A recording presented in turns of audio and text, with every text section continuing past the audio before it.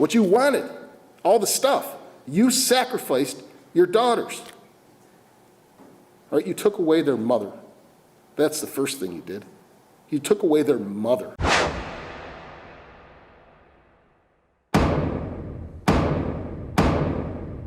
I'm supposed to be on camera? Okay. This is Russell Overlin, in a shocking and tragic case that sent ripples through the small town of Mitchellville, Iowa. The mysterious disappearance of an elderly couple took a chilling turn when their remains were discovered in a cistern just days after they vanished. Gilbert Overlin, 81, and his wife Naomi Overlin, 71, were last seen leaving their Sunday church service on January 28, 2007, only to be never heard from again. Adding to the intrigue, Gilbert's son, Russell Lee Overlin, 52, was also reported missing, leading authorities to suspect a possible connection between the two incidents.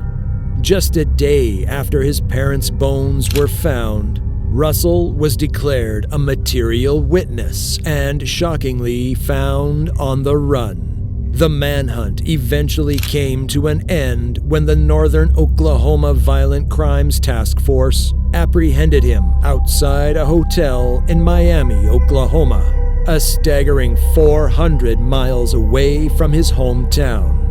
He was detained at the Ottawa County Jail and later transported to Iowa for questioning. In a chilling revelation, Russell confessed to brutally murdering his father and stepmother, showing a disturbing lack of remorse when recounting the gruesome details. Next time she comes through, boss, slap her. Unless she's the judge. Forensic psychiatrist Dr. Charles A. Morgan III observed Russell's emotionless demeanor as he confessed to the heinous crime, describing in vivid detail how he ended the lives of his own family members. According to Russell's cold confession, he lay in wait for his parents' return from church, launching a brutal attack on his stepmother, Naomi, as she entered the back porch. When Gilbert confronted him about the assault, the situation escalated, leading Russell to deliver a fatal blow to his father's head with a baseball bat. Russell then suffocated his father with a pillow from their bed. Unimaginably, he returned to Naomi and continued the merciless assault with the baseball bat until she, too, lay lifeless. If I come over to your table, does that mean I'm innocent? Just a thought, since my lawyer ain't showed up yet. He's probably stuck in the elevator somewhere.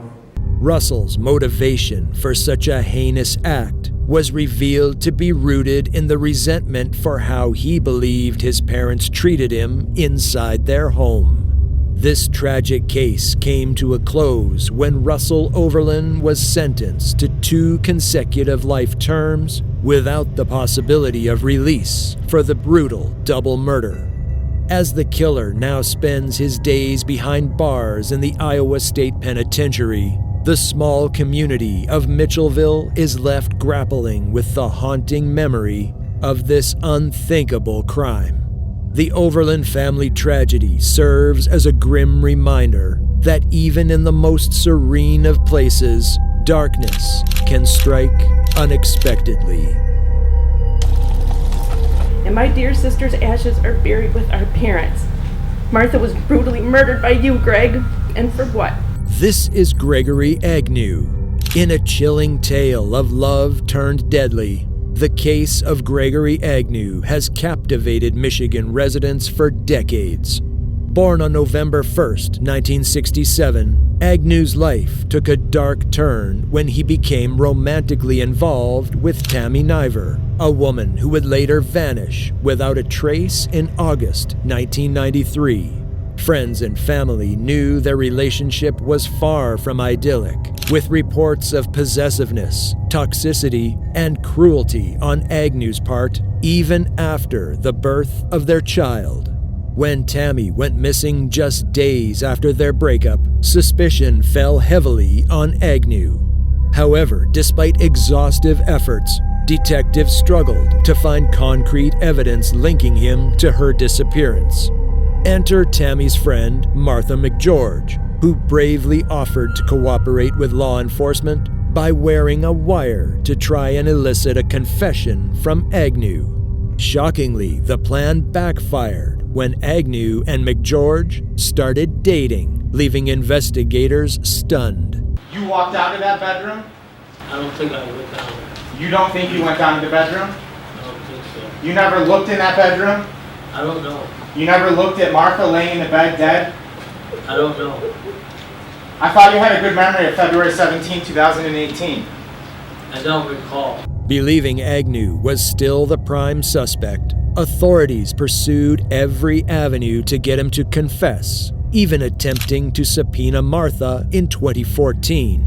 However, their efforts were thwarted once again when she married Agnew that very month, rendering her legally unable to testify against him. Fast forward to January 2018, with Gregory and Martha now in the midst of divorce proceedings. Detectives once again sought Martha's cooperation. Regrettably, she refused to assist, seemingly distancing herself from the case. Tragically, just days later, Martha was found murdered in the township house she shared with Agnew.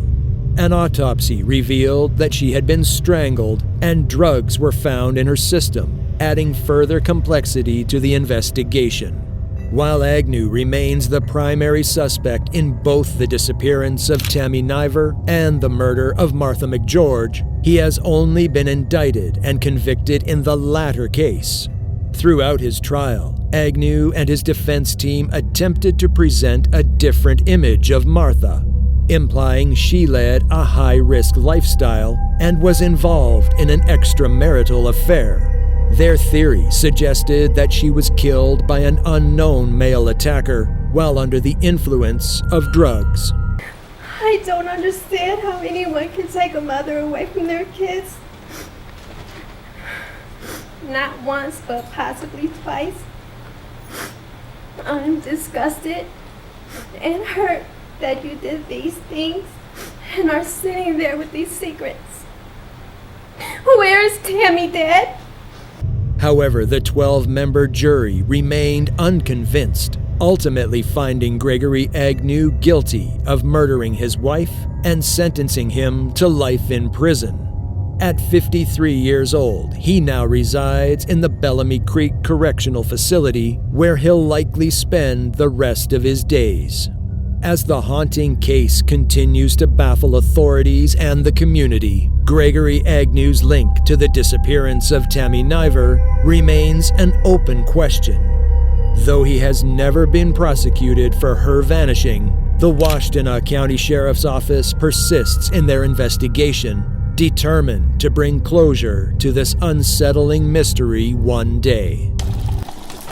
Your justice will come when you burn in hell for all eternity for murdering 4 innocent children, all because you're insecure as a man. Plus the other 2 lives you took. You are a con artist, you are a monster, you are a devil in disguise. You are now forever exposed. This is Gregory Green.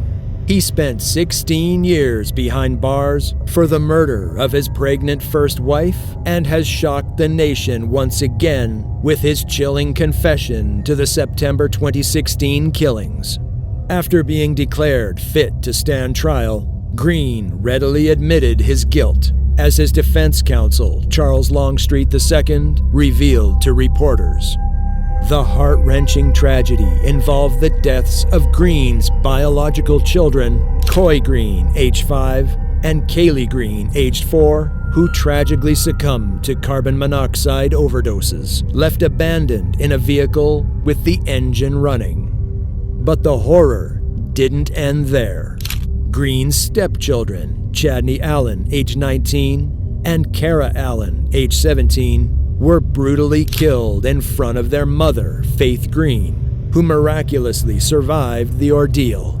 She endured unspeakable violence, including being slashed across the face with a box cutter, shot in the foot, and bound.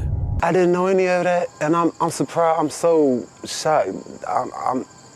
I'm wondering, did she know about it? You know, how could she not know about it? Green's chilling act came to light when he placed a call to 911, confessing to the heinous murders of his own family. Upon police arrival, they discovered Faith bound in the basement, the lifeless bodies of the 2 young children lying on the bed, and the adolescents tragically executed beside their mother. Recently, Gregory Green's sentencing date has been set, and he is now facing a minimum of 45 years to a maximum of 100 years behind bars. Given this harsh sentence, he won't be eligible for parole until the age of 97.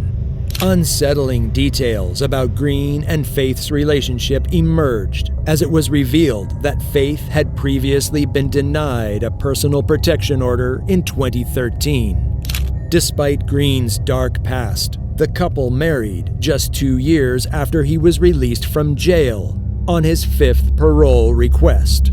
The chilling saga of Gregory Green serves as a haunting reminder of the darkness that can exist within the human psyche, leaving a trail of devastation in its wake.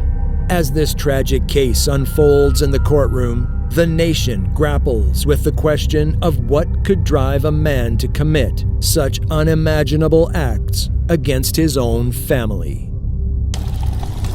Did you ever request that Mr. Shustak kill your wife? No. And if he said that you did, he's either lying or mistaken? No, he'd be lying. This is Jason T. Harris. In a chilling case that sent shockwaves through Michigan, Jason T. Harris has been sentenced to life in prison without the possibility of parole for the calculated murder of his wife, Christina Ann Thompson. The Genesee Circuit Court Judge David J. Newblatt handed down the verdict after a jury found Harris guilty of intentionally poisoning Christina's cereal with a lethal dose of heroin less than a year after she gave birth to their 2nd child. Christina was tragically discovered dead in their bed on the morning of September 29, 2014. A healthy 36-year-old who doesn't wake up is not ordinary. That should have been suspect from the get-go, and it wasn't. So we had to fight for her. Harris claimed that he had prepared a bowl of cereal for her the evening before and assisted her in going to bed. When he awoke the next morning to leave for work, he found Christina unresponsive, leading him to seek help from a neighbor who ultimately called emergency services. Initially, the death was deemed an accidental overdose by the Genesee County Medical Examiner, Brian Hunter. However, members of Christina's family contested this finding, stating she never used drugs. We believe he put heroin into her cereal and milk the night that she died. This prompted Detective Sergeant William Skellinger to launch a thorough 2-year investigation, which included interviews with co-workers and neighbors, and even testing samples of Christina's breast milk, which had been frozen for the couple's 8-month-old baby. The breast milk tests revealed no indication of heroin usage in the days leading up to her death, marking a unique use of breast milk as evidence in a criminal prosecution. I do stand behind my innocence behind this. And I hope for an appeals. Further evidence emerged suggesting that Harris harbored a desire to rid himself of Christina. Testimonies from Harris's brother and sister revealed his repeated statements to that effect and his intentions to cheat on his wife. The grim tale of Christina Ann Thompson's death serves as a harrowing reminder of the darkness that can lurk behind closed doors. Harris's conviction and life sentence offer some measure of justice for Christina's family, who have been grappling with the devastating loss of their loved one since that fateful day in 2014. You had no right to take her away. The impact of your crime has and will affect me for the rest of my life. Christy did not deserve this. Thank you so much for watching. As always, please be sure to like this video, subscribe to our channel, and we'll see you in the next one.